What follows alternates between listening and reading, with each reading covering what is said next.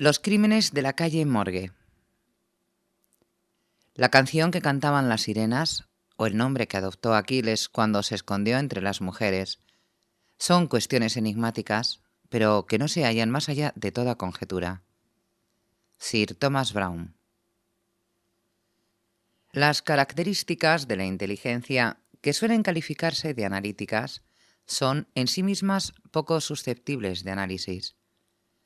Solo las apreciamos a través de sus resultados. Entre otras cosas, sabemos que, para aquel que las posee en alto grado, son fuente del más vivo goce. Así como el hombre robusto se complace en su destreza física y se deleita con aquellos ejercicios que reclaman la acción de sus músculos, así el analista halla su placer en esa actividad del espíritu consistente en desenredar. Goza incluso con las ocupaciones más triviales, siempre que pongan en juego su talento. Le encantan los enigmas, los acertijos, los jeroglíficos, y al solucionarlos muestra un grado de perspicacia que para la mente ordinaria parece sobrenatural. Sus resultados, frutos del método en su forma más esencial y profunda, tienen todo el aire de una intuición. La facultad de resolución se ve posiblemente muy vigorizada por el estudio de las matemáticas, y en especial por su rama más alta, que injustamente, y tan solo a causa de sus operaciones retrógradas, se denomina análisis, como si se tratara del análisis por excellence. Calcular, sin embargo, no es en sí mismo analizar. Un jugador de ajedrez, por ejemplo, efectúa lo primero sin esforzarse en lo segundo. De ahí se sigue que el ajedrez, por lo que concierne a sus efectos sobre la naturaleza de la inteligencia, es apreciado erróneamente. No he de escribir aquí un tratado, sino que me limito a prologar un relato un tanto singular, con algunas observaciones pasajeras. Aprovecharé por eso la oportunidad para afirmar que el máximo grado de la reflexión se ve puesto a prueba por el modesto juego de damas en forma más intensa y beneficiosa que por toda la estudiada frivolidad del ajedrez. En este último, donde las piezas tienen movimientos diferentes y singulares, con varios y variables valores, lo que solo resulta complejo es equivocadamente confundido, error nada insólito, con lo profundo. Aquí se trata, sobre todo, de la atención. Si ésta cede un solo instante, se comete un descuido que da por resultado una pérdida o la derrota. Como los movimientos posibles no solo son múltiples, sino intrincados, las posibilidades de descuido se multiplican, y en 9 casos de cada 10 triunfa el jugador concentrado y no el más penetrante. En las damas, por el contrario, donde hay un solo movimiento y las variaciones son mínimas, las probabilidades de inadvertencia disminuyen, lo cual deja un tanto de lado a la atención, y las ventajas obtenidas por cada uno de los adversarios provienen de una perspicacia superior. Para hablar menos abstractamente, supongamos una partida de damas en la que las piezas se reducen a 4, y donde, como es natural, no cabe esperar el menor descuido. Obvio resulta que si los jugadores tienen fuerza pareja, solo puede decidir la victoria algún movimiento sutil, resultado de un penetrante esfuerzo intelectual.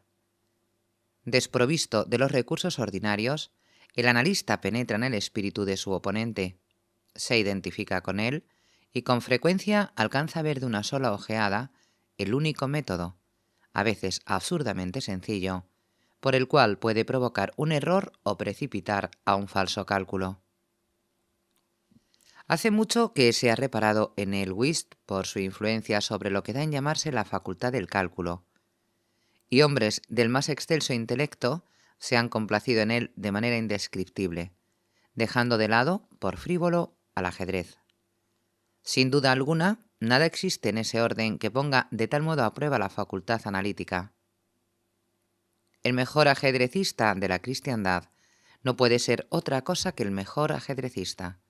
Pero la eficiencia en el whist implica la capacidad para triunfar en todas aquellas empresas más importantes donde la mente se enfrenta con la mente. Cuando digo eficiencia, Aludo a esa perfección en el juego que incluye la aprehensión de todas las posibilidades mediante las cuales se puede obtener legítima ventaja. Estas últimas no solo son múltiples, sino multiformes, y con frecuencia yacen en capas tan profundas del pensar que el entendimiento ordinario es incapaz de alcanzarlas. Observar con atención equivale a recordar con claridad. En ese sentido, el ajedrecista concentrado jugará bien al whist en tanto que las reglas de Hoyle, basadas en el mero mecanismo del juego, son comprensibles de manera general y satisfactoria. Por tanto, el hecho de tener una memoria retentiva y guiarse por el libro son las condiciones que por regla general se consideran como la suma del buen jugar. Pero la habilidad del analista se manifiesta en cuestiones que exceden los límites de las meras reglas. Silencioso, procede a acumular cantidad de observaciones y deducciones. Quizá sus compañeros hacen lo mismo, y la mayor o menor proporción de informaciones así obtenidas no reside tanto en la validez de la deducción como en la calidad de la observación. Lo necesario consiste en saber qué se debe observar. Nuestro jugador no se encierra en sí mismo, ni tampoco, dado que su objetivo es el juego, rechaza deducciones procedentes de elementos externos a éste. Examina el semblante de su compañero, comparándolo cuidadosamente con el de cada uno de sus oponentes. Considera el modo con que cada uno ordena las cartas en su mano. A menudo cuenta las cartas ganadoras y las adicionales por la manera con que sus tenedores las contemplan. Advierte cada variación de fisonomía a medida que avanza el juego, reuniendo un capital de ideas nacidas de las diferencias de expresión correspondientes a la seguridad, la sorpresa, el triunfo o la contrariedad. Por la manera de levantar una baza, juzga si la persona que la recoge será capaz de repetirla en el mismo palo. Reconoce la jugada fingida por la manera con que se arrojan las cartas sobre el tapete. Una palabra casual o descuidada, la caída o vuelta accidental de una carta, con la consiguiente ansiedad o negligencia en el acto de ocultarla, la cuenta de las bazas, con el orden de su disposición, el embarazo, la vacilación, el apuro o el temor. Todo ello proporciona a su percepción, aparentemente intuitiva, indicaciones sobre la realidad del juego. Jugadas 2 o 3 manos, conoce perfectamente las cartas de cada uno, y desde ese momento utiliza las propias con tanta precisión como si los otros jugadores hubieran dado vuelta a las suyas. El poder analítico no debe confundirse con el mero ingenio, ya que si el analista es por necesidad ingenioso, con frecuencia el hombre ingenioso se muestra notablemente incapaz de analizar. La facultad constructiva o combinatoria por la cual se manifiesta habitualmente el ingenio, y a la que los frenólogos, erróneamente a mi juicio, han asignado un órgano aparte, considerándola una facultad primordial, ha sido observada con tanta frecuencia en personas cuyo intelecto lindaba con la idiotez, que ha provocado las observaciones de los estudiosos del carácter. Entre el ingenio y la aptitud analítica existe una diferencia mucho mayor que entre la fantasía y la imaginación, pero de naturaleza estrictamente análoga. En efecto, cabe observar que los ingeniosos poseen siempre mucha fantasía, mientras que el hombre verdaderamente imaginativo es siempre un analista. El relato siguiente representará para el lector algo así como un comentario de las afirmaciones que anteceden. Mientras residía en París, durante la primavera y parte del verano de 1800, me relacioné con un cierto C. Auguste Dupin. Este joven caballero procedía de una familia excelente y hasta ilustre, pero una serie de desdichadas circunstancias lo habían reducido a tal pobreza que la energía de su carácter sucumbió ante la desgracia, llevándolo a alejarse del mundo y a no preocuparse por recuperar su fortuna. Gracias a la cortesía de sus acreedores, le quedó una pequeña parte del patrimonio, y la renta que le producía bastaba, mediante una rigurosa economía, para subvenir a sus necesidades, sin preocuparse de lo superfluo. Los libros constituían su solo lujo, y en París es fácil procurárselos. Nuestro primer encuentro tuvo lugar en una oscura librería de la rue Montmartre, donde la casualidad de que ambos anduviéramos en busca de un mismo libro, tan raro como notable, sirvió para aproximarnos. Volvimos a encontrarnos una y otra vez. Me sentí profundamente interesado por la menuda historia de familia que Dupin me contaba detalladamente, con todo ese candor a que se abandona un francés cuando se trata de su propia persona. Me quedé asombrado, al mismo tiempo por la extraordinaria amplitud de su cultura.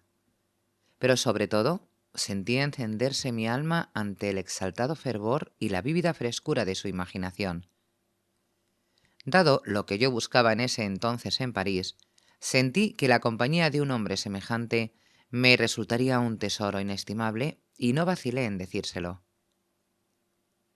Quedó por fin decidido que viviéramos juntos durante mi permanencia en la ciudad, y como mi situación financiera era algo menos comprometida que la suya, logré que quedara a mi cargo alquilar y amueblar, en un estilo que armonizaba con la melancolía un tanto fantástica de nuestro carácter, una decrépita y grotesca mansión abandonada a causa de supersticiones sobre las cuales no inquirimos y que se acercaba a su ruina en una parte aislada y solitaria del Faubourg Saint-Germain. Si nuestra manera de vivir en esa casa hubiera llegado al conocimiento del mundo, éste nos hubiera considerado como locos, aunque probablemente como locos inofensivos. Nuestro aislamiento era perfecto. No admitíamos visitantes. El lugar de nuestro retiro era un secreto celosamente guardado para mis antiguos amigos. En cuanto a Dupin, hacía muchos años que había dejado de ver gentes o de ser conocido en París. Solo vivíamos para nosotros.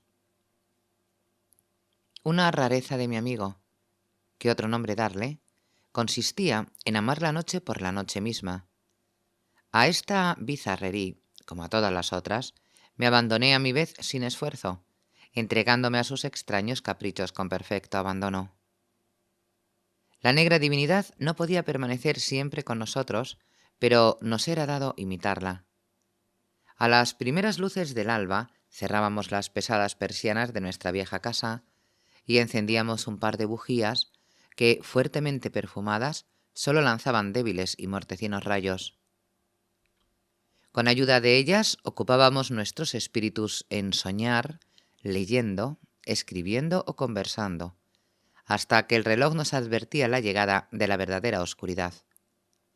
Salíamos entonces a la calle tomados del brazo, continuando la conversación del día o vagando al azar hasta muy tarde, mientras buscábamos entre las luces y las sombras de la populosa ciudad esa infinidad de excitantes espirituales que puede proporcionar la observación silenciosa.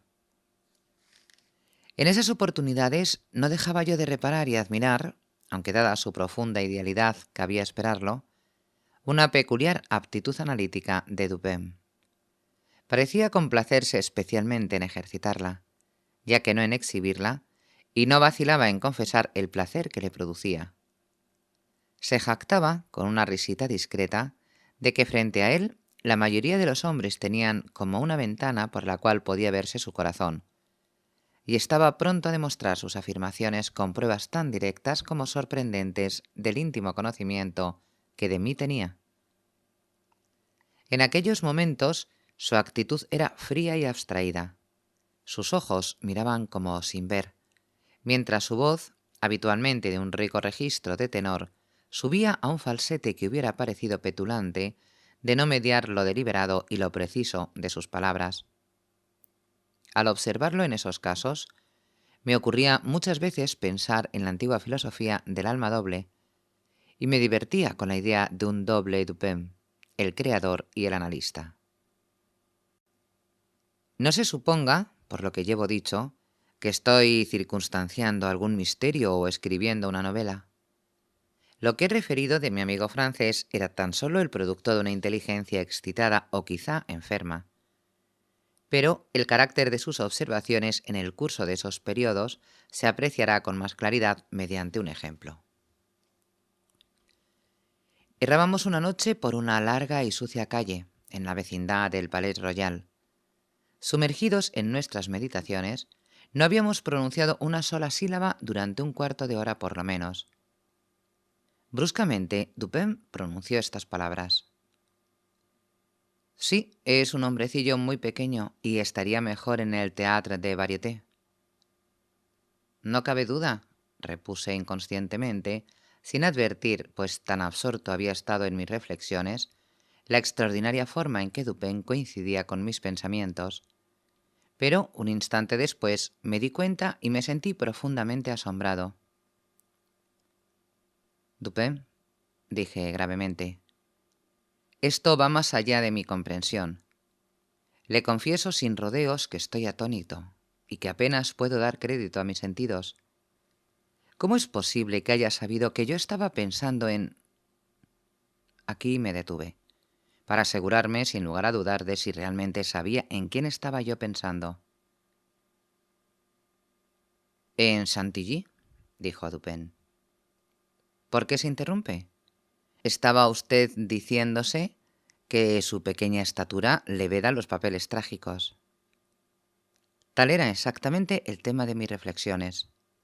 Chantilly era un ex remendón de la rue Saint-Denis que, apasionado por el teatro, había encarnado el papel de Jerjes en la tragedia homónima de Crébillon, logrando tan solo que la gente se burlara de él. «En nombre del cielo», exclamé, «dígame cuál es el método, si es que hay un método, que le ha permitido leer en lo más profundo de mí». En realidad me sentía aún más asombrado de lo que estaba dispuesto a reconocer. «El frutero», replicó mi amigo, «fue quien lo llevó a la conclusión de que el remendón de Suelas no tenía estatura suficiente para Jerjes et id genus omne». «¿El frutero?», me asombra usted. No conozco ningún frutero. «El hombre que tropezó con usted cuando entrábamos en esta calle, hará un cuarto de hora». Recordé entonces que un frutero, que llevaba sobre la cabeza una gran cesta de manzanas, había estado a punto de derribarme accidentalmente cuando pasábamos de la rue C a la que recorríamos ahora. Pero me era imposible comprender qué tenía eso que ver con Chantilly.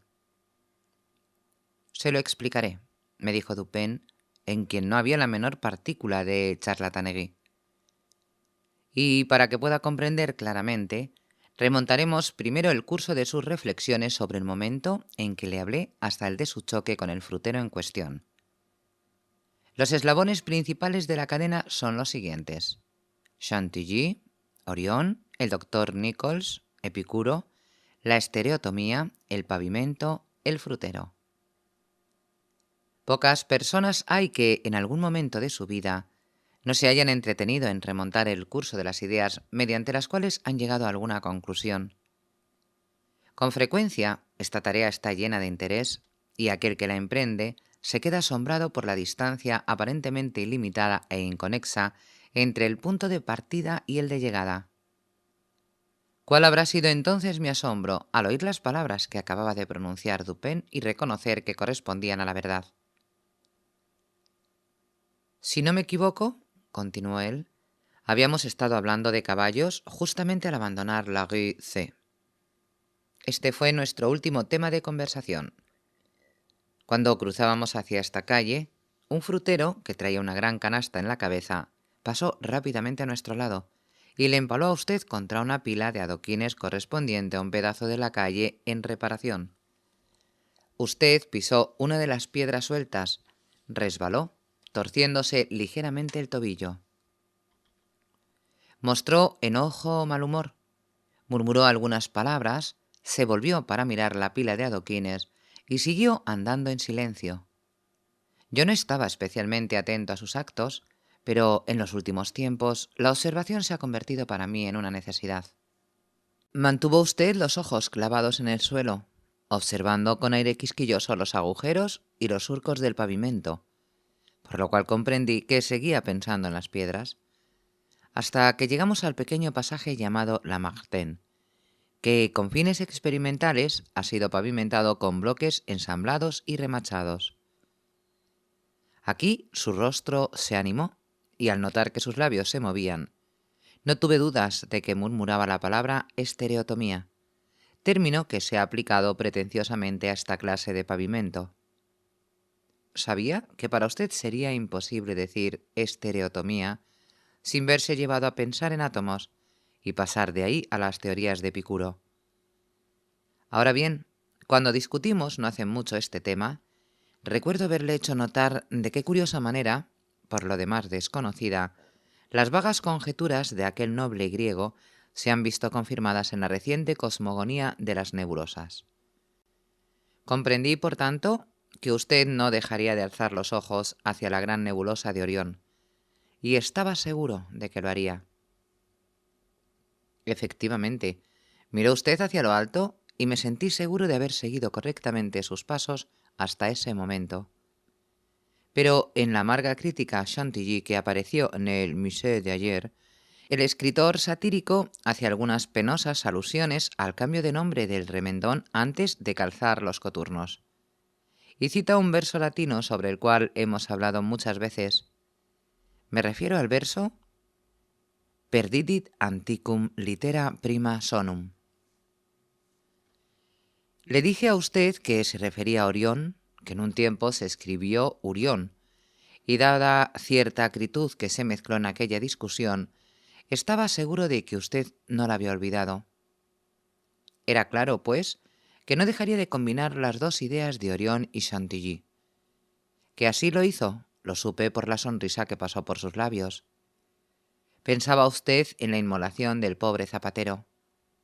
Hasta ese momento había caminado algo encorvado, pero de pronto le vi erguirse en toda su estatura.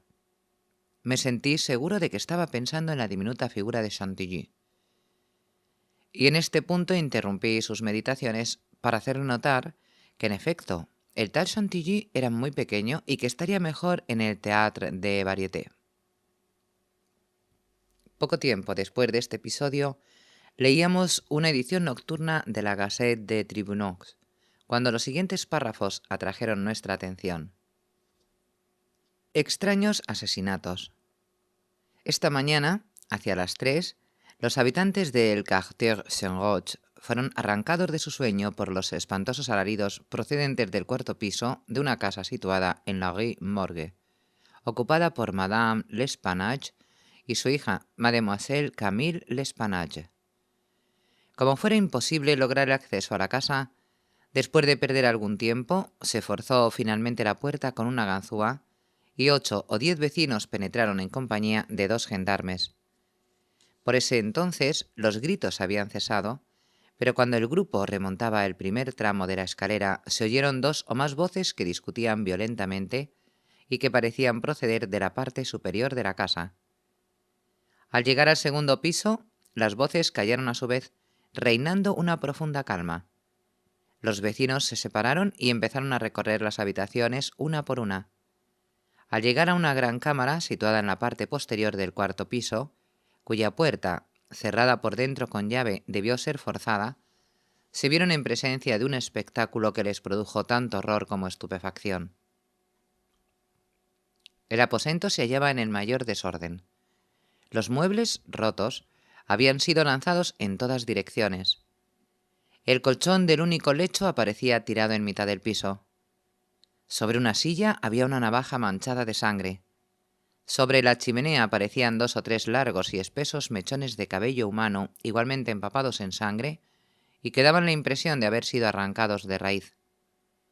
Se encontraron en el piso 4 napoleones, un aro de topacio, 3 cucharas grandes de plata, 3 más pequeñas de metal d'Alguer y 2 sacos que contenían casi 4.000 francos en oro. Los cajones de una cómoda situada en un ángulo habían sido abiertos y aparentemente saqueados, aunque quedaban en ellos numerosas prendas. Descubrióse una pequeña caja fuerte de hierro debajo de la cama y no del colchón. Estaba abierta y con la llave en la cerradura. No contenía nada, aparte de unas viejas cartas y papeles igualmente sin importancia. No se veía huella alguna de Madame L'Espanache, pero al notarse la presencia de una insólita cantidad de hollín al pie de la chimenea, se procedió a registrarla, encontrándose, cosa horrible de describir, El cadáver de su hija, cabeza abajo, el cual había sido metido a la fuerza en la estrecha abertura y considerablemente empujado hacia arriba. El cuerpo estaba aún caliente. Al examinarlo se advirtieron en él numerosas excoriaciones, producidas, sin duda, por la violencia con que fuera introducido y por la que requirió arrancarlo de allí. Veíanse profundos arañazos en el rostro, y en la garganta aparecían contusiones negruzcas y profundas huellas de uñas, como si la víctima hubiera sido estrangulada. Luego de una cuidadosa búsqueda en cada porción de la casa, sin que apareciera nada nuevo, los vecinos se introdujeron en un pequeño patio pavimentado de la parte posterior del edificio y encontraron el cadáver de la anciana señora, la cual había sido degollada tan salvajemente que al tratar de levantar el cuerpo, la cabeza se desprendió del tronco. Horribles mutilaciones aparecían en la cabeza y en el cuerpo, y este último apenas presentaba forma humana. Hasta el momento no se ha encontrado la menor clave que permita solucionar tan horrible misterio. La edición del día siguiente contenía los siguientes detalles adicionales. La tragedia de la Rue Morgue. Diversas personas han sido interrogadas con relación a este terrible y extraordinario suceso, pero nada ha trascendido que pueda arrojar alguna luz sobre él. Damos a continuación las declaraciones obtenidas. Pauline Dubourg, lavandera, manifiesta que conocía desde hacía 3 años a las 2 víctimas de cuya ropa se ocupaba. La anciana y su hija parecían hallarse en buenos términos y se mostraban sumamente cariñosas entre sí. Pagaban muy bien, no sabían nada sobre su modo de vida y sus medios de subsistencia.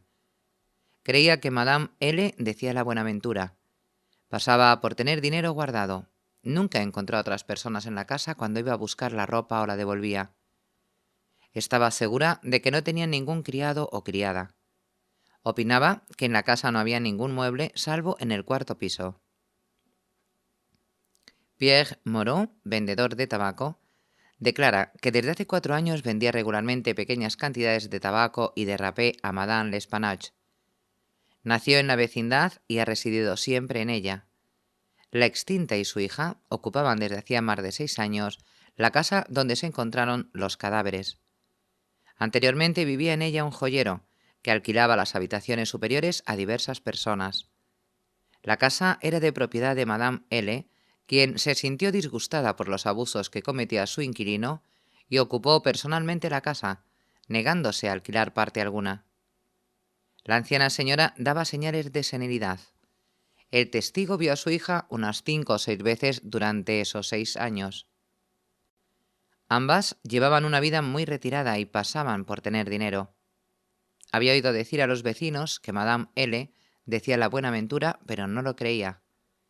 Nunca vio entrar a nadie, salvo a la anciana y su hija, a un mozo de servicio que estuvo allí 1 o 2 veces, y a un médico que hizo 8 o 10 visitas.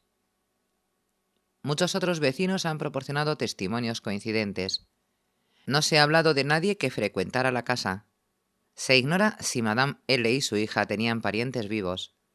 Pocas veces se abrían las persianas de las ventanas delanteras. Las de la parte posterior estaban siempre cerradas, salvo las de la gran habitación en la parte trasera del 4º piso. La casa se hallaba en excelente estado y no era muy antigua. Isidore Musset, gendarme, declara que fue llamado hacia las 3 de la mañana y que al llegar a la casa encontró unas 20 o 30 personas reunidas que se esforzaban por entrar. Violentó finalmente la entrada con una bayoneta y no con una ganzúa. No le costó mucho abrirla, pues se trataba de una puerta de 2 batientes que no tenía pasadores ni arriba ni abajo. Los alaridos continuaron hasta que se abrió la puerta, cesando luego de golpe. Parecían gritos de persona o personas que sufrieran los más agudos dolores. Eran gritos agudos y prolongados, y no breves y precipitados. El testigo trepó el primero a las escaleras. Al llegar al primer descanso, oyó 2 voces que discutían con fuerza y agriamente.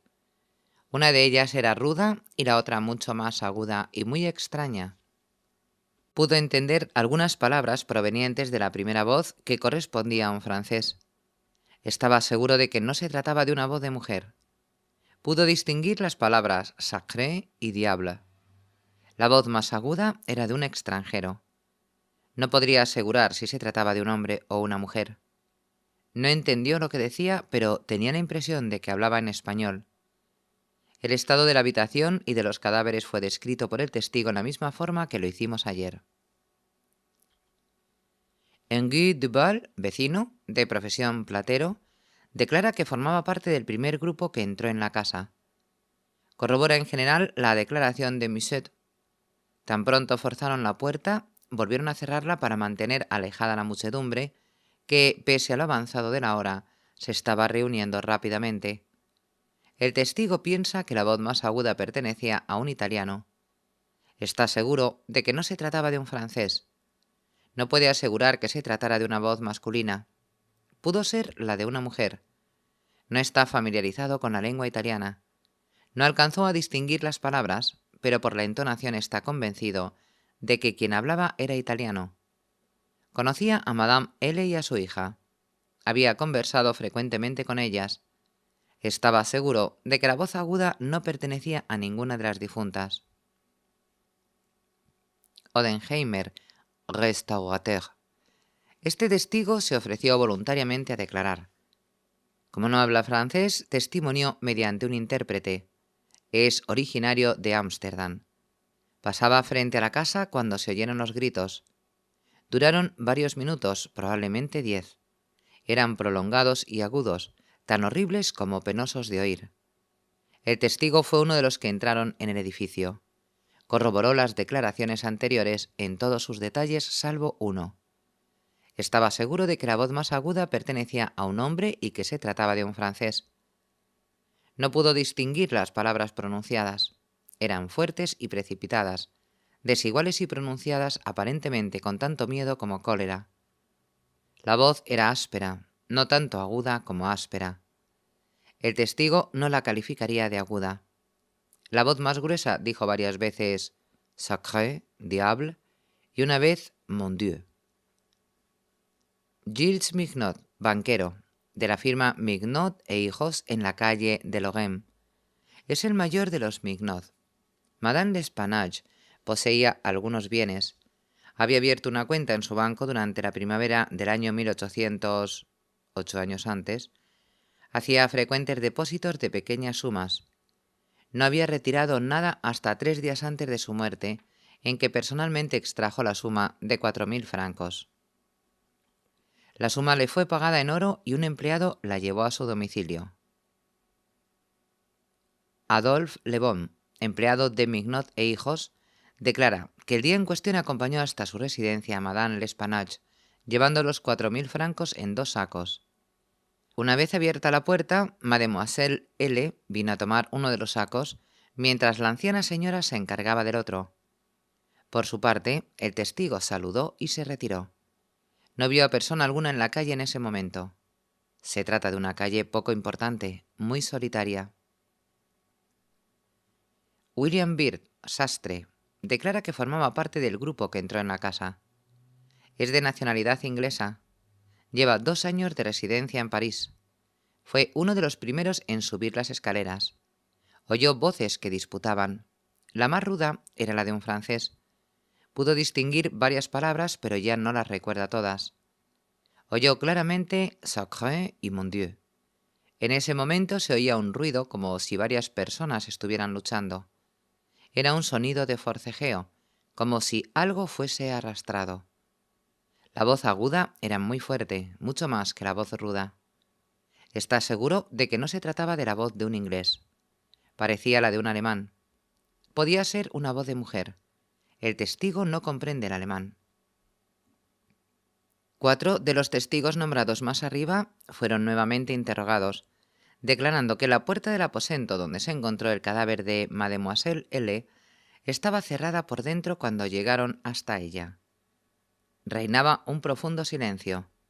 No se escuchaban quejidos ni rumores de ninguna especie. No se vio a nadie en el momento de forzar la puerta.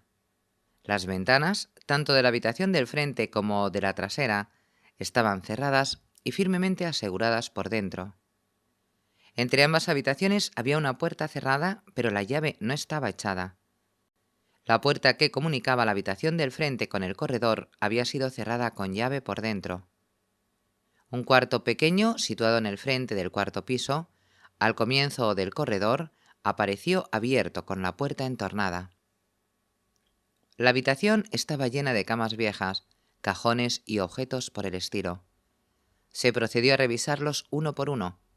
No se dejó sin examinar una sola pulgada de la casa.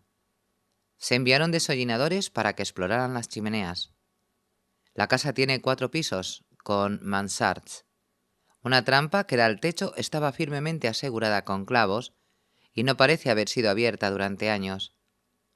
Los testigos no están de acuerdo sobre el tiempo transcurrido entre el momento en que escucharon las voces que disputaban y la apertura de la puerta de la habitación.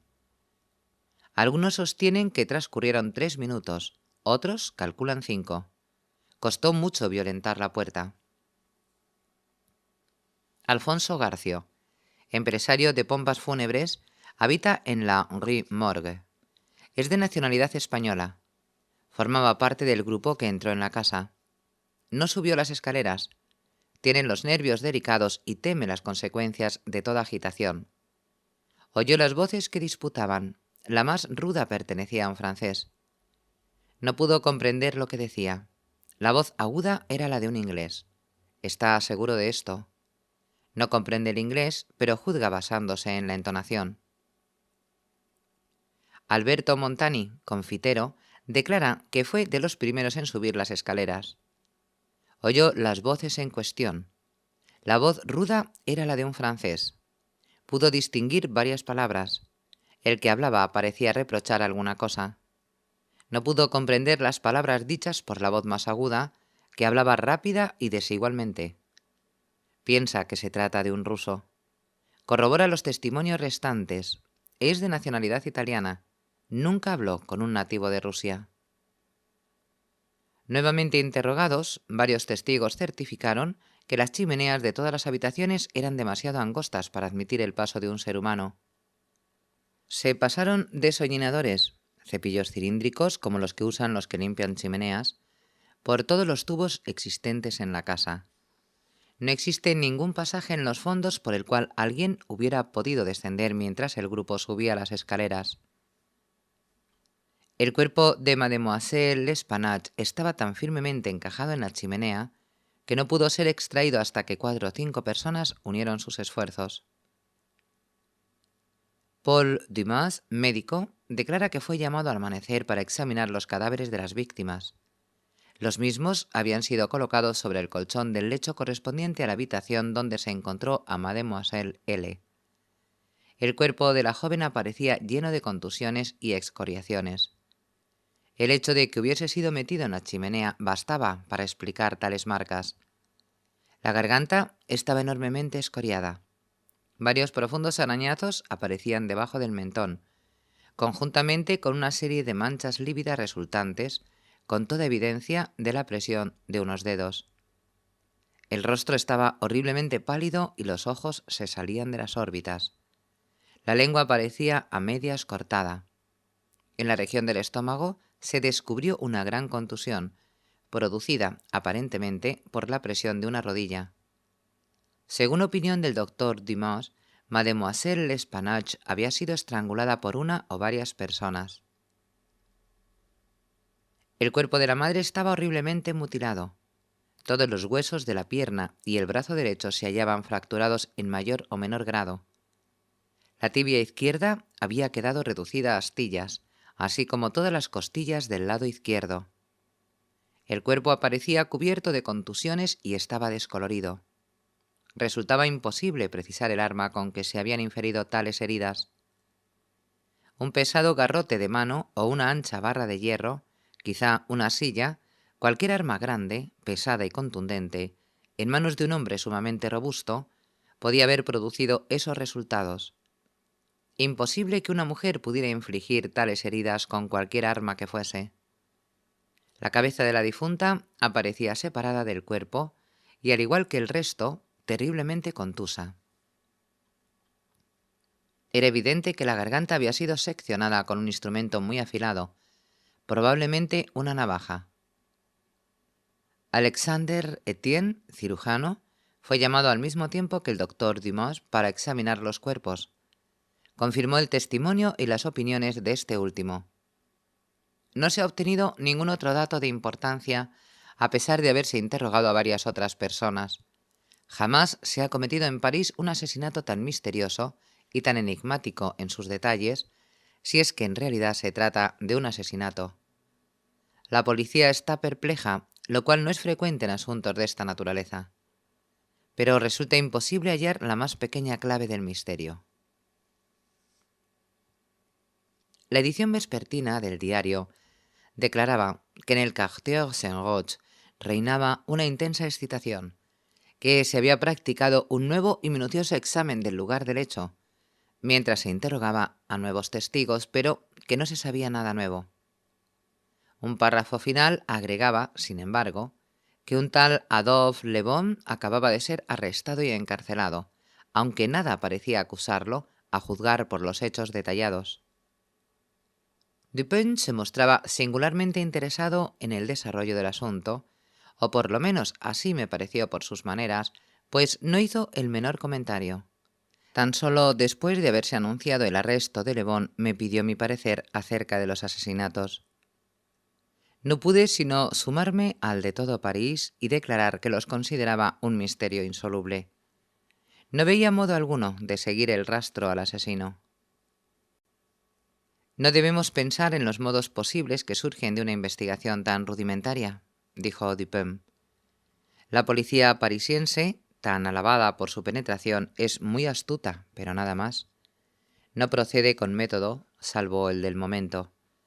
Toma muchas disposiciones ostentosas, pero con frecuencia éstas se hallan tan mal adaptadas a su objetivo que recuerdan a Monsieur Jourdain, que pedía sa robe de chambre pour mieux entendre la musique. Los resultados obtenidos son con frecuencia sorprendentes, pero en su mayoría se logran por simple diligencia y actividad. Cuando éstas son insuficientes, todos sus planes fracasan. Vidocq, por ejemplo, era hombre de excelentes conjeturas y perseverante, pero como su pensamiento carecía de suficiente educación, erraba continuamente por el excesivo ardor de sus investigaciones. Dañaba su visión por mirar el objeto desde demasiado cerca. Quizá alcanzaba a ver 1 o 2 puntos con singular acuidad, pero procediendo así perdía el conjunto de la cuestión. En el fondo, se trataba de un exceso de profundidad, y la verdad no siempre está dentro de un pozo. Por el contrario, creo que en lo que se refiere al conocimiento más importante, es invariablemente superficial. La profundidad corresponde a los valles, donde la buscamos, y no a las cimas montañosas, donde se la encuentra. Las formas y fuentes de este tipo de error se ejemplifican muy bien en la contemplación de los cuerpos celestes. Si se observa una estrella de una ojeada, oblicuamente, volviendo hacia ella la porción exterior de la retina, mucho más sensible a las impresiones luminosas débiles que la parte interior, se verá la estrella con claridad y se apreciará plenamente su brillo, el cual se empaña apenas la contemplamos de lleno. Es verdad que en este último caso llegan a nuestros ojos mayor cantidad de rayos, pero la porción exterior posee una capacidad de recepción mucho más refinada. Por causa de una indebida profundidad, confundimos y debilitamos el pensamiento, y Venus misma puede llegar a borrarse del firmamento si la escrutamos de manera demasiado sostenida, demasiado concentrada o directa. En cuanto a esos asesinatos, procedamos personalmente a un examen antes de formarnos una opinión. La encuesta nos servirá de entretenimiento.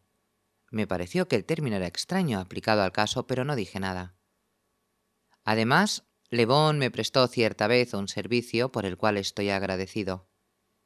Iremos a estudiar el terreno con nuestros propios ojos. Conozco a G, el prefecto de policía, y no habrá dificultad en obtener el permiso necesario. La autorización fue acordada y nos encaminamos inmediatamente a la Rue Morgue. Se trata de uno de esos míseros pasajes que corren entre la rue Richelieu y la rue Saint-Goth. Atardecía cuando llegamos, pues el barrio estaba considerablemente distanciado del de nuestra residencia. Encontramos fácilmente la casa, ya que aún había varias personas mirando las persianas cerradas desde la acera opuesta. Era una típica casa parisiense, con una puerta de entrada y una casilla de cristales con ventana corrediza, correspondiente a la Loge du Concierge. Antes de entrar recorrimos la calle, doblamos por un pasaje y, volviendo a doblar, pasamos por la parte trasera del edificio. Mientras Dupin examinaba la entera vecindad, así como la casa, con una atención minuciosa, cuyo objeto me resultaba imposible de adivinar. Volviendo sobre nuestros pasos, retomamos a la parte delantera y, luego de llamar y mostrar nuestras credenciales, fuimos admitidos por los agentes de guardia. Subimos las escaleras hasta llegar a la habitación donde se había encontrado el cuerpo de Mademoiselle L'Espanache y donde aún yacían ambas víctimas. Como es natural, el desorden del aposento había sido respetado. No vi nada que no estuviese detallado en la Gazette de Tribunox. Dupin lo inspeccionaba todo, sin exceptuar los cuerpos de las víctimas. Pasamos luego a las otras habitaciones y al patio. Un gendarme nos acompañaba a todas partes. El examen nos tuvo ocupados hasta que oscureció, y era de noche cuando salimos. En el camino de vuelta, mi amigo se detuvo algunos minutos en las oficinas de uno de los diarios parisienses. He dicho ya que sus caprichos eran muchos y variados, y que «je le ménage», pues no hay traducción posible de la frase. En esta oportunidad, Dupin rehusó toda conversación vinculada con los asesinatos hasta el día siguiente a mediodía. Entonces, súbitamente, me preguntó si había observado alguna cosa peculiar en el escenario de aquellas atrocidades. Algo había en su manera de acentuar la palabra que me hizo estremecer sin que pudiera decir por qué. No, nada peculiar, dije. Por lo menos, nada que no hayamos encontrado ya referido en el diario. Me temo, repuso Dupin, que la Gazette no haya penetrado en el insólito horror de este asunto. Pero dejemos de lado las vanas opiniones de ese diario. Tengo la impresión de que se considera insoluble este misterio por las mismísimas razones que deberían inducir a considerarlo fácilmente solucionable. Me refiero a lo excesivo, a lo outré de sus características. La policía se muestra confundida por la aparente falta de móvil, y no por el asesinato en sí, sino por su atrocidad. Está asimismo perpleja por la aparente imposibilidad de conciliar las voces que se oyeron disputando con el hecho de que en lo alto solo se encontró la difunta Mademoiselle L'Espanache, aparte de que era imposible escapar de la casa sin que el grupo que ascendía la escalera lo notara.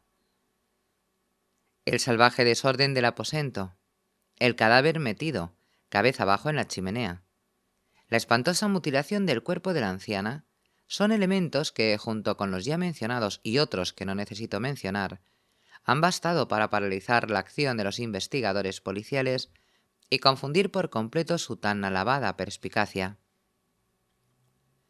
Han caído en el grueso pero común error de confundir lo insólito con lo abstruso. Pero, justamente a través de esas desviaciones del plano ordinario de las cosas, la razón se abrirá paso, si ello es posible, en la búsqueda de la verdad. En investigaciones como la que ahora efectuamos, no debería preguntarse tanto qué ha ocurrido, como qué hay en lo ocurrido que no se parezca a nada ocurrido anteriormente. En una palabra, la facilidad con la cual llegaré o he llegado a la solución de este misterio se halla en razón directa de su aparente insolubilidad a ojos de la policía. Me quedé mirando a mi amigo con silenciosa estupefacción. Estoy esperando ahora, continuó Dupin, mirando hacia la puerta de nuestra habitación, a alguien que, si bien no es el perpetrador de esas carnicerías, debe de haberse visto envuelto de alguna manera en su ejecución. Es probable que sea inocente de la parte más horrible de los crímenes. Confío en que mi suposición sea acertada, pues en ella se apoya toda mi esperanza de descifrar completamente el enigma. Espero la llegada de ese hombre en cualquier momento y en esta habitación. Cierto que puede no venir, pero lo más probable es que llegue. Si así fuera, habrá que retenerlo. He ahí unas pistolas. Los dos sabemos lo que se puede hacer con ellas cuando la ocasión se presenta. Tomé las pistolas sabiendo apenas lo que hacía, y sin poder creer lo que estaba oyendo, mientras Dupin, como si monologara, continuaba sus reflexiones. Ya he mencionado su actitud abstraída en esos momentos. Sus palabras se dirigían a mí, pero su voz, aunque no era forzada, tenía esa entonación que se emplea habitualmente para dirigirse a alguien que se halla muy lejos. Sus ojos, privados de expresión, solo miraban la pared.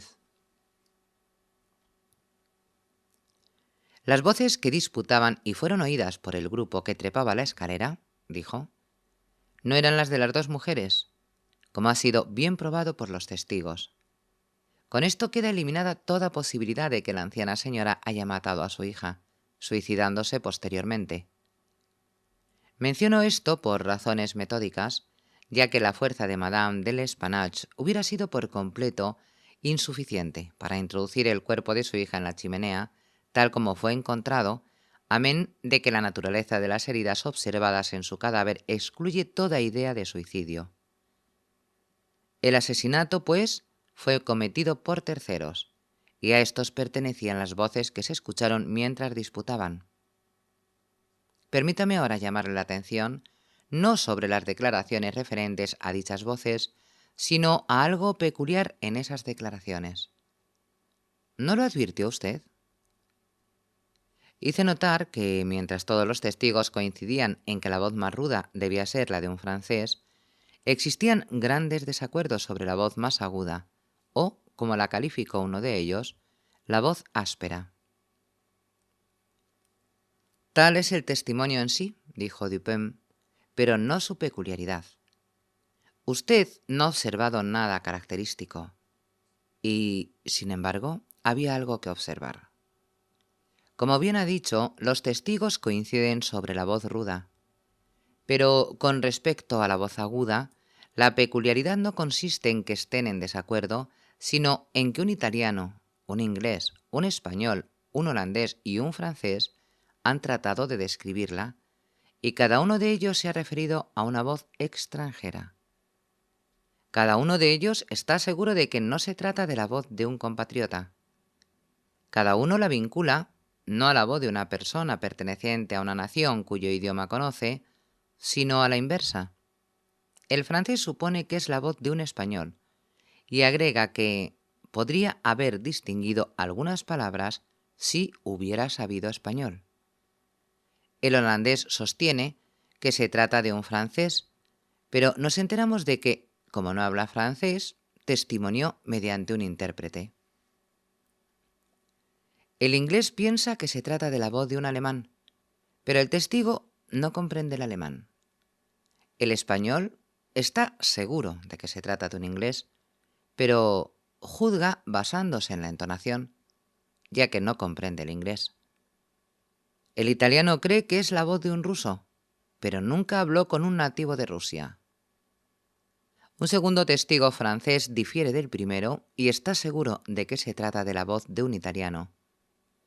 No está familiarizado con la lengua italiana, pero, al igual que el español, está convencido por la entonación.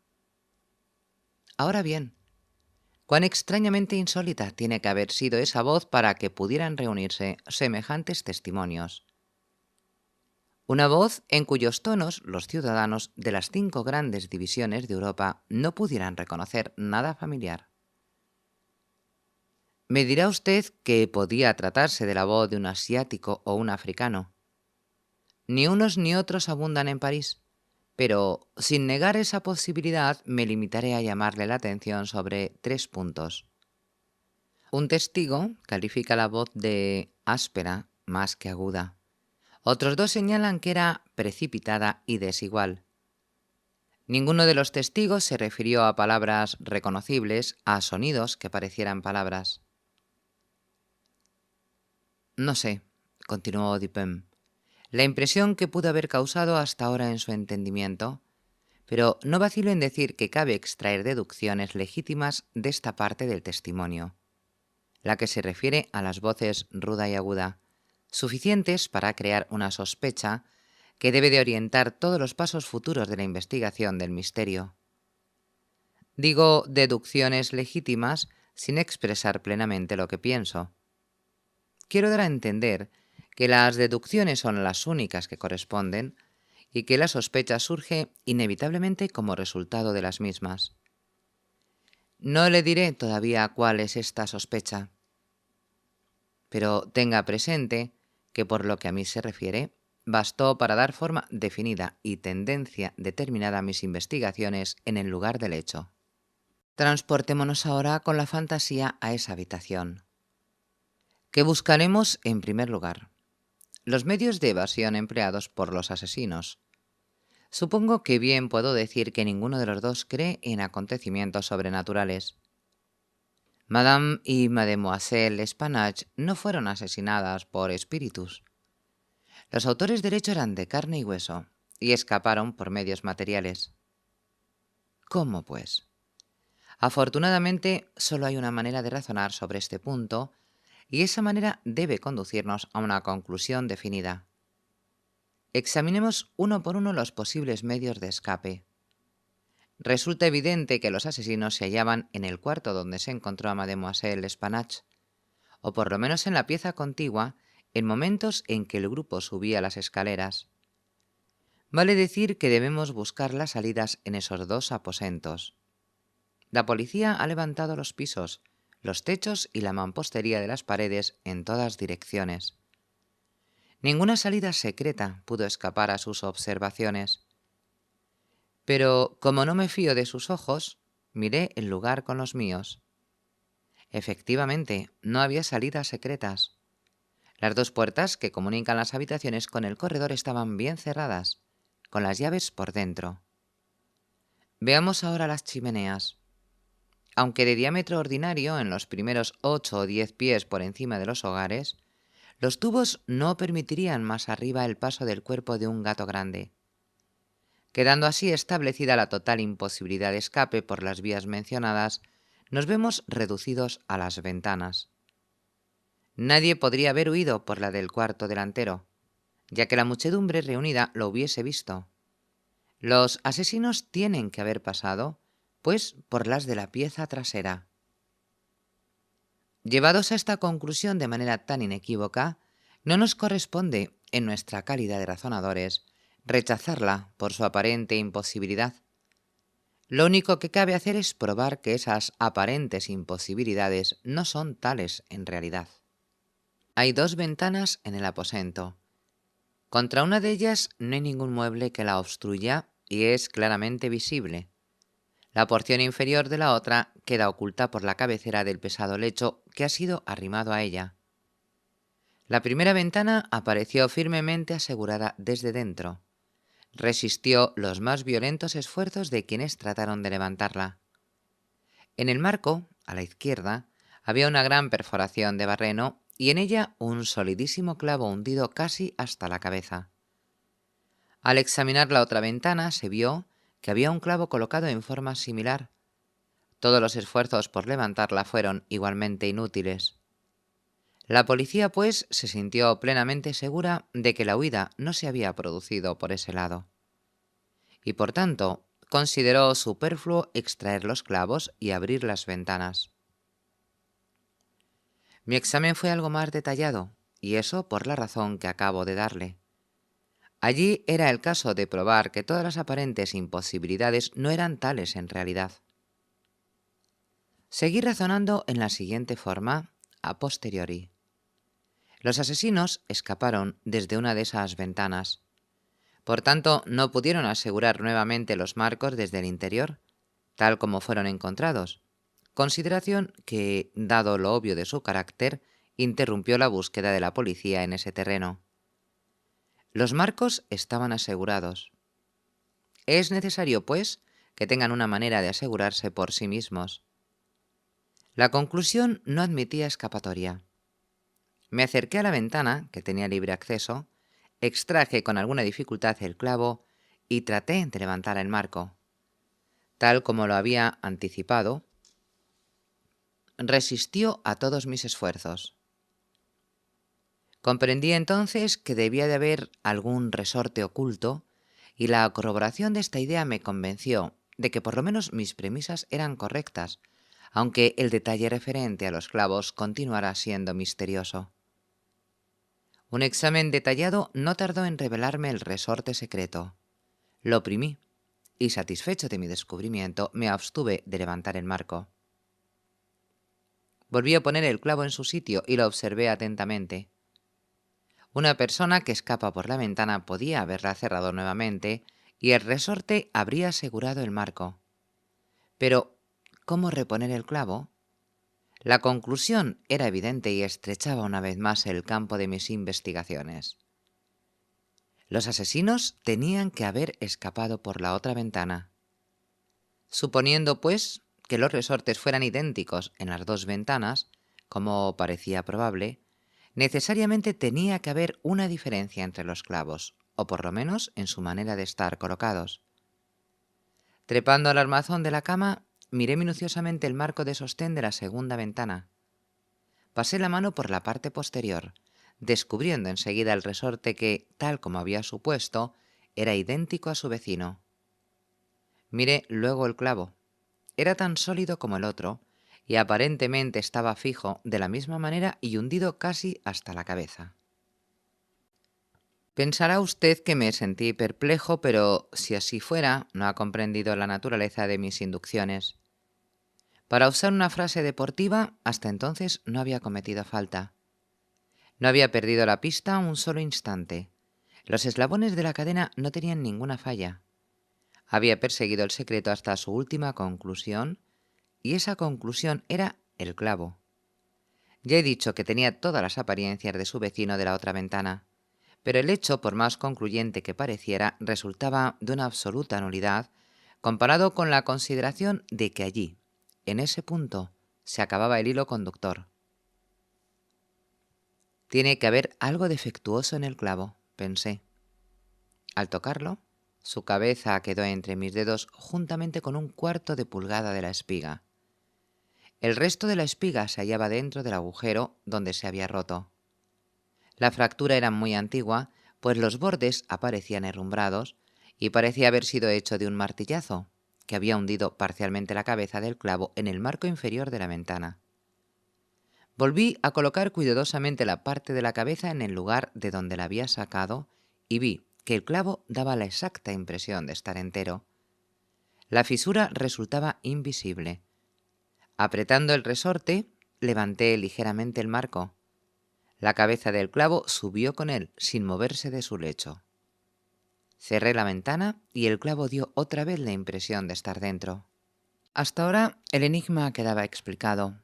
El asesino había huido por la ventana que daba a la cabecera del lecho. Cerrándose por sí misma, o quizá exprofeso, la ventana había quedado asegurada por su resorte.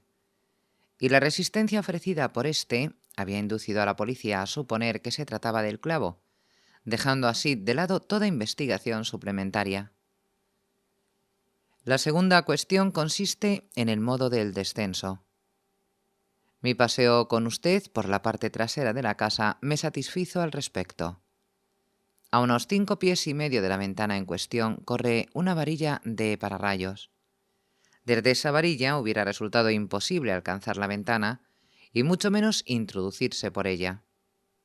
Observé, sin embargo, que las persianas del cuarto piso pertenecen a esa curiosa especie que los carpinteros parisienses denominan ferrats. Es un tipo rara vez empleado en la actualidad, pero que se ve con frecuencia en casas muy viejas de Lyon y Bordeaux. Se las fabrica como una puerta ordinaria, de una sola hoja y no de doble batiente, con la diferencia de que la parte inferior tiene celosías o tablillas que ofrecen excelente asidero para las manos. En este caso, las persianas alcanzan un ancho de 3 pies y medio. Cuando las vimos desde la parte posterior de la casa, ambas estaban entornadas, es decir, en ángulo recto con relación a la pared. Es probable que también los policías hayan examinado los fondos del edificio, pero si así lo hicieron, miraron las ferrats en el ángulo indicado, sin darse cuenta de su gran anchura. Por lo menos no la tomaron en cuenta. Sin duda, seguros de que por esa parte era imposible toda fuga, se limitaron a un examen muy sumario. Para mí, sin embargo, era claro que si se abría del todo la persiana correspondiente a la ventana situada sobre el lecho, su borde quedaría a unos 2 pies de la varilla del pararrayos. También era evidente que, desplegando tanta agilidad como coraje, se podía llegar hasta la ventana trepando por la varilla. Estirándose hasta una distancia de 2 pies y medio, ya que suponemos la persiana enteramente abierta, un ladrón habría podido sujetarse firmemente de las tablillas de la celosía. Abandonando entonces su sostén en la varilla, afirmando los pies en la pared y lanzándose vigorosamente hacia adelante, habría podido hacer girar la persiana hasta que se cerrara. Si suponemos que la ventana estaba abierta en este momento, habría logrado entrar así en la habitación. Le pido que tenga especialmente en cuenta que me refiero a un insólito grado de vigor, capaz de llevar a cabo una hazaña tan azorosa y difícil. Mi intención consiste en demostrarle, primeramente, que el hecho pudo ser llevado a cabo. Pero, en segundo lugar, y muy especialmente, insisto en llamar su atención sobre el carácter extraordinario, casi sobrenatural, de ese vigor capaz de cosa semejante.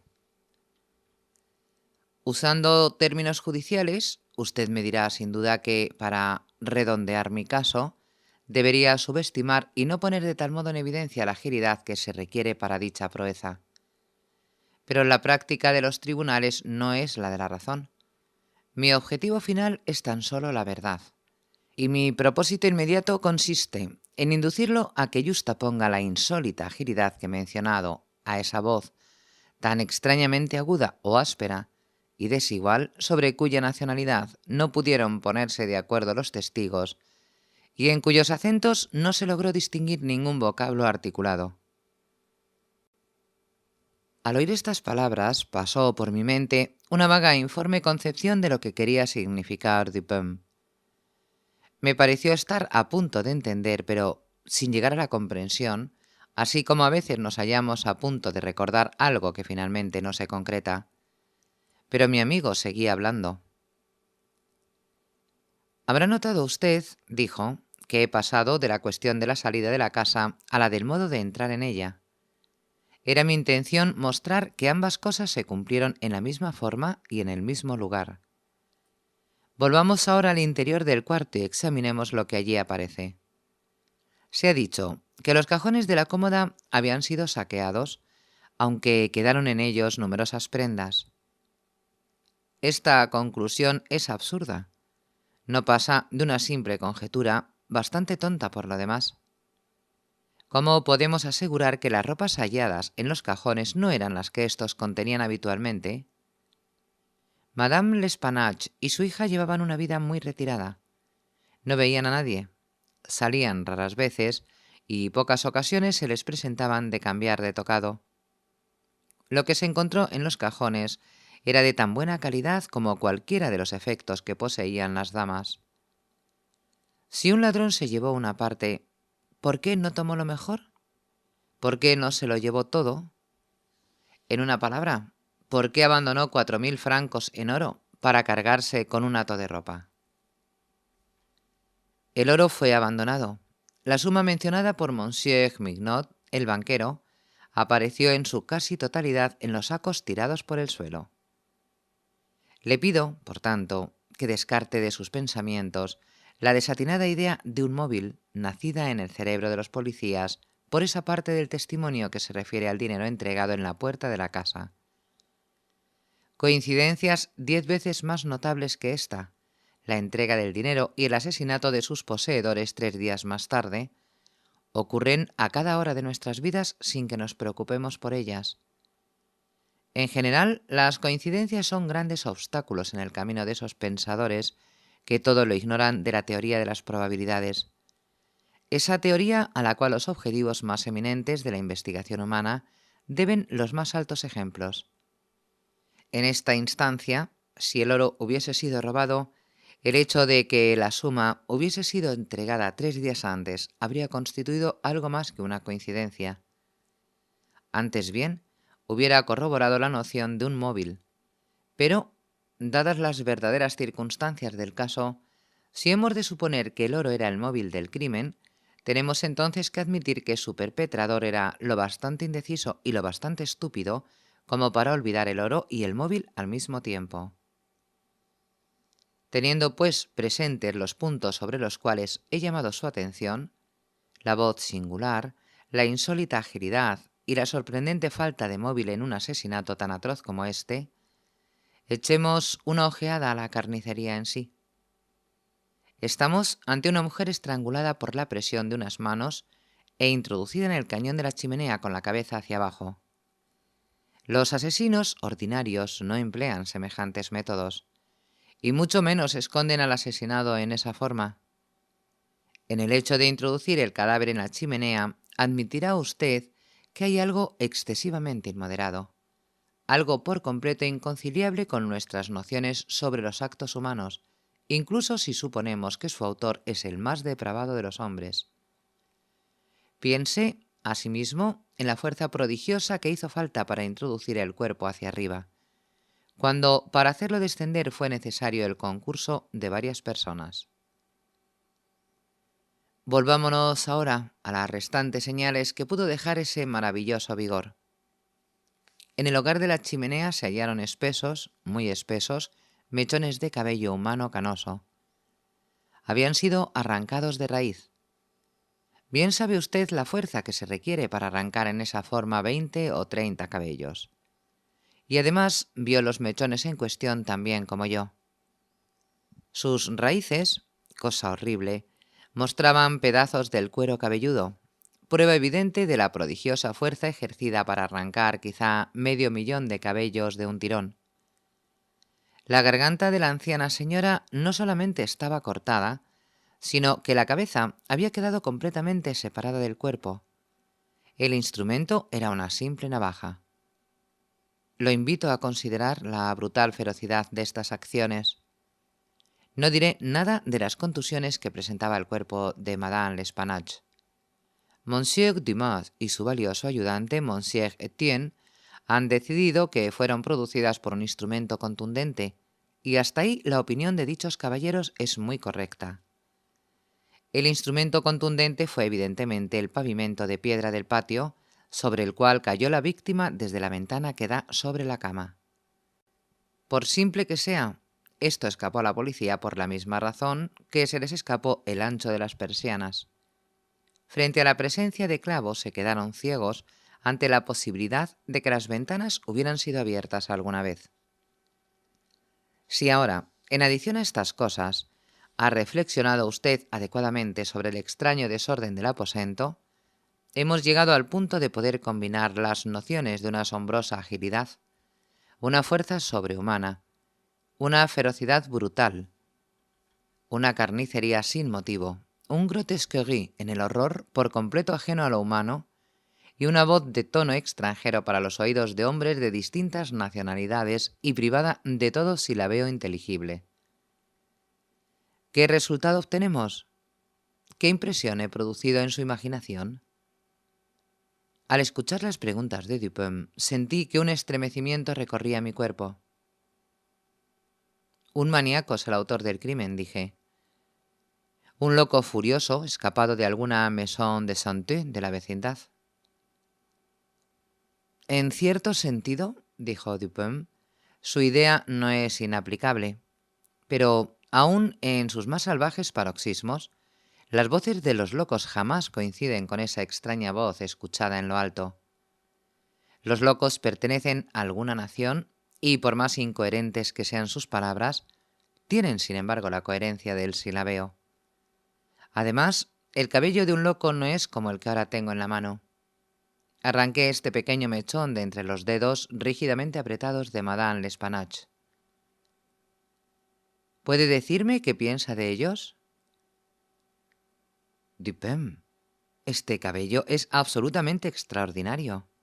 No es cabello humano, grité, trastornado por completo. No he dicho que lo fuera, repuso mi amigo. Pero antes de que resolvamos este punto, le ruego que mire el bosquejo que he trazado en este papel.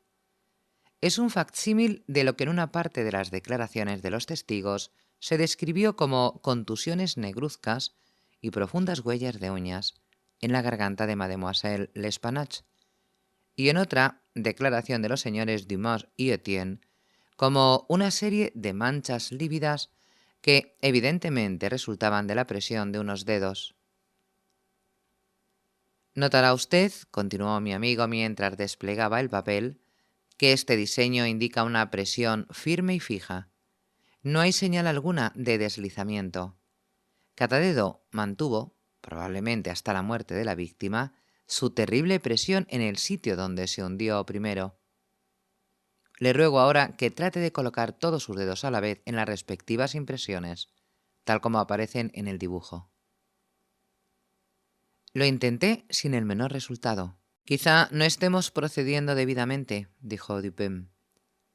El papel es una superficie plana, mientras que la garganta humana es cilíndrica. He aquí un rodillo de madera cuya circunferencia es aproximadamente la de una garganta. Envuélvala con el dibujo y repita el experimento. Así lo hice, pero las dificultades eran aún mayores. Esta marca, dije, no es la de una mano humana. Lea ahora, replicó Dupin, este pasaje de Cuvier. Era una minuciosa descripción anatómica y descriptiva del gran orangután leonado de las islas de la India Oriental. La gigantesca estatura, la prodigiosa fuerza y agilidad, la terrible ferocidad y las tendencias imitativas de estos mamíferos son bien conocidas. Instantáneamente comprendí todo el horror del asesinato. La descripción de los dedos, dije al terminar la lectura, concuerda exactamente con este dibujo. Solo un orangután, entre todos los animales existentes, es capaz de producir las marcas que aparecen en su diseño. Y el mechón de pelo coincide en un todo con el pelaje de la bestia descrita por Cuvier. De todas maneras, no alcanzo a comprender los detalles de este aterrador misterio. Además, se escucharon dos voces que disputaban, y una de ellas era sin duda la de un francés. Cierto, y recordará usted que casi unánimemente los testigos declararon haber oído decir a esa voz las palabras «Mon Dieu». Dadas las circunstancias, uno de los testigos, Montani, el confitero, acertó al sostener que la exclamación tenía un tono de reproche o reconvención. Sobre esas dos palabras, pues, he apoyado todas mis esperanzas de una solución total del enigma. Un francés estuvo al tanto del asesinato. Es posible, e incluso muy probable, que fuera inocente de toda participación en el sangriento episodio. El orangután pudo habérsele escapado. Quizá siguió sus huellas hasta la habitación, pero, dadas las terribles circunstancias que se sucedieron, le fue imposible capturarlo otra vez. El animal anda todavía suelto. No continuaré con estas conjeturas, pues no tengo derecho a darles otro nombre, ya que las sombras de reflexión que le sirven de base poseen apenas suficiente profundidad para ser alcanzadas por mi intelecto, y no pretenderé mostrarlas con claridad a la inteligencia de otra persona. Las llamaremos conjeturas, pues, y nos referiremos a ellas como tales. Si el francés en cuestión es, como lo supongo, inocente de tal atrocidad, este aviso que dejé anoche cuando volvíamos a casa en las oficinas de Le Monde, un diario consagrado a cuestiones marítimas y muy leído por los navegantes, lo hará acudir a nuestra casa. Me alcanzó un papel donde leí: capturado. En el Bois de Boulogne, en la mañana del asesinato, se ha capturado un gran orangután leonado de la especie de Borneo. Su dueño, de quien se sabe que es un marinero perteneciente a un barco maltés, puede reclamarlo, previa identificación satisfactoria y pago de los gastos resultantes de su captura y cuidado. Presentarse al número Calle Faubourg Saint-Germain, tercer piso. Pero, ¿cómo es posible, pregunté, que sepa usted que el hombre es un marinero y que pertenece a un barco maltés? No lo sé, dijo Dupin, y no estoy seguro de ello. Pero he aquí un trocito de cinta que, a juzgar por su forma y su grasienta condición, debió de ser usado para atar el pelo en una de esas largas queues de que tan orgullosos se muestran los marineros. Además, el nudo pertenece a esa clase que pocas personas son capaces de hacer, salvo los marineros, y es característico de los malteses. Encontré esta cinta al pie de la varilla del pararrayos. Imposible que perteneciera a una de las víctimas. De todos modos, si me equivoco al deducir de la cinta que el francés era un marinero perteneciente a un barco maltés, no he causado ningún daño al estamparlo en el aviso. Si me equivoco, el hombre pensará que me he confundido por alguna razón que no se tomará el trabajo de averiguar. Pero si estoy en lo cierto, hay mucho de ganado. Conocedor, aunque inocente, de los asesinatos, el francés vacilará, como es natural, antes de responder al aviso y reclamar el orangután. He aquí cómo razonará. Soy inocente y pobre. Mi orangután es muy valioso y para un hombre como yo representa una verdadera fortuna. ¿Por qué perderlo a causa de una tonta aprensión? Está ahí, a mi alcance. Lo han encontrado en el Bois de Boulogne, a mucha distancia de la escena del crimen. ¿Cómo podría sospechar alguien que ese animal es el culpable? La policía está desorientada y no ha podido encontrar la más pequeña huella. Si llegaran a seguir la pista del mono, les será imposible probar que supe algo de los crímenes o echarme alguna culpa como testigo de ellos.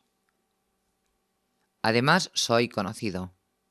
El redactor del aviso me designa como dueño del animal. Ignoro hasta dónde llega su conocimiento. Si renuncio a reclamar algo de tanto valor que se sabe de mi pertenencia, las sospechas recaerán por lo menos sobre el animal. Contestaré al aviso, recobraré el orangután y lo tendré encerrado hasta que no se hable más del asunto. En ese momento, oímos pasos en la escalera. «Prepare las pistolas», dijo Dupin, «pero no las use ni las exhiba hasta que le haga una seña». La puerta de entrada de la casa había quedado abierta y el visitante había entrado sin llamar, subiendo algunos peldaños de la escalera. Pero de pronto pareció vacilar y lo oímos bajar. Dupin corría ya a la puerta cuando advertimos que volvía a subir. Esta vez no vaciló, sino que, luego de trepar decididamente la escalera, golpeó en nuestra puerta. «¿Adelante?», dijo Dupin con voz cordial y alegre. El hombre que entró era, con toda evidencia, un marino, alto, robusto y musculoso, con un semblante en el que cierta expresión audaz no resultaba desagradable. Su rostro, muy atezado, aparecía en gran parte oculto por las patillas y los bigotes. Traía consigo un grueso bastón de roble, pero, al parecer, esa era su única arma. Inclinóse torpemente, dándonos las buenas noches en francés. A pesar de un cierto acento suizo de Neufchâtel, se veía que era de origen parisiense. «Siéntese usted, amigo mío», dijo Dupin. «Supongo que viene en busca del orangután». «Palabra, se lo envidio un poco. Es un magnífico animal que presumo debe de tener gran valor». «¿Qué edad le calcula usted?». El marinero repitió profundamente, con el aire de quien se siente aliviado de un peso intolerable, y contestó con tono reposado: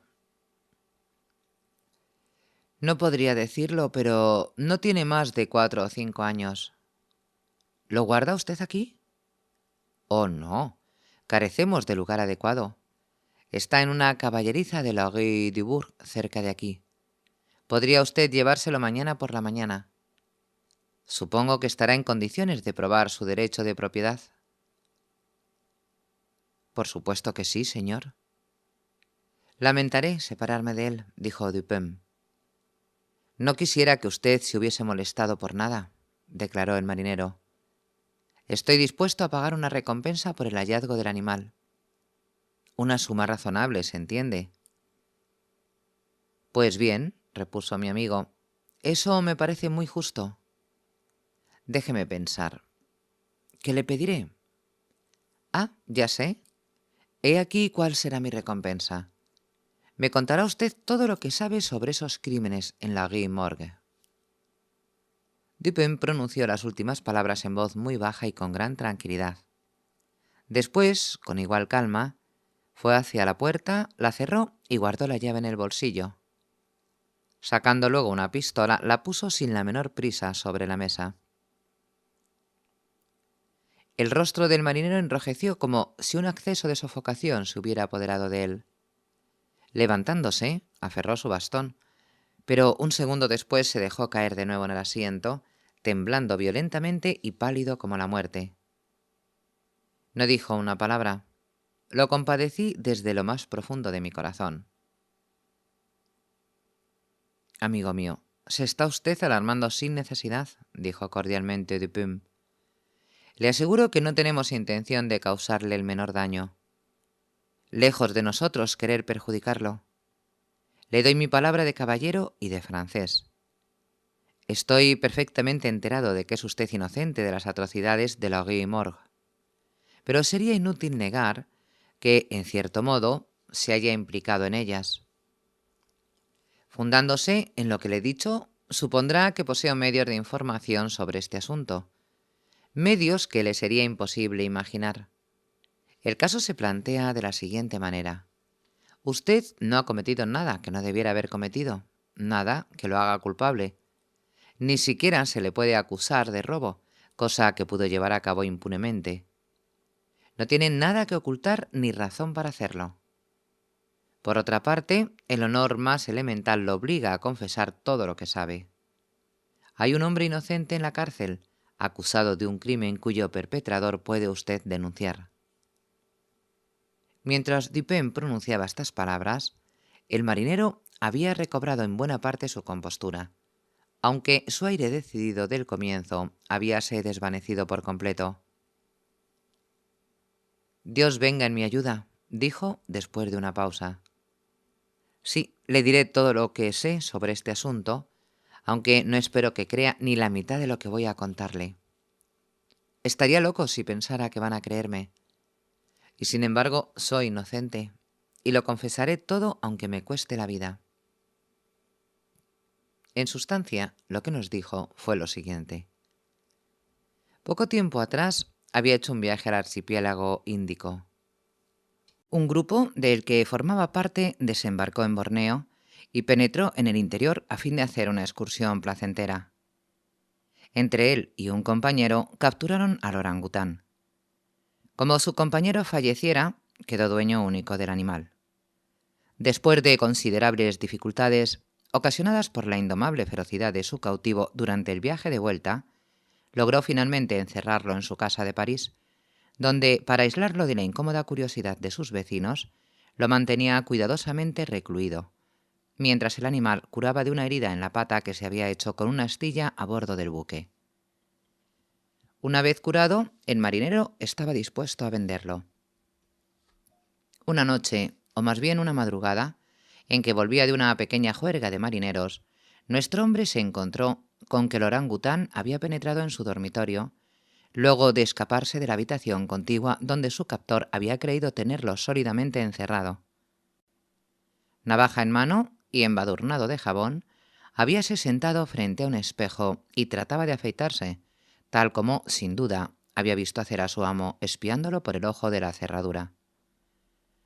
Aterrado al ver arma tan peligrosa en manos de un animal que en su ferocidad era harto capaz de utilizarla, el marinero se quedó un instante sin saber qué hacer. Por lo regular, lograba contener al animal, aun en sus arrebatos más terribles, con ayuda de un látigo, y pensó acudir otra vez a ese recurso. Pero al verlo, el orangután se lanzó de un salto a la puerta, bajó las escaleras y desde ellas, saltando por una ventana que desgraciadamente estaba abierta, se dejó caer a la calle. Desesperado, el francés se precipitó en su seguimiento. Navaja en mano, el mono se detenía para mirar y hacer muecas a su perseguidor, dejándolo acercarse casi hasta su lado. Entonces echaba a correr otra vez. Siguió así la caza durante largo tiempo. Las calles estaban profundamente tranquilas, pues eran casi las 3 de la madrugada. Al atravesar el pasaje de los fondos de la Rue Morgue, la atención del fugitivo se vio atraída por la luz que salía de la ventana abierta del aposento de Madame L'Espanache, en el cuarto piso de su casa. Precipitándose hacia el edificio, descubrió la varilla del pararrayos, trepó por ella con inconcebible agilidad, aferró la persiana que se hallaba completamente abierta y pegada a la pared, y en esta forma se lanzó hacia adelante hasta caer sobre la cabecera de la cama. Todo esto había ocurrido en menos de 1 minuto. Al saltar en la habitación, las patas del orangután rechazaron nuevamente la persiana, la cual quedó abierta. El marinero, a todo esto, se sentía tranquilo y preocupado al mismo tiempo.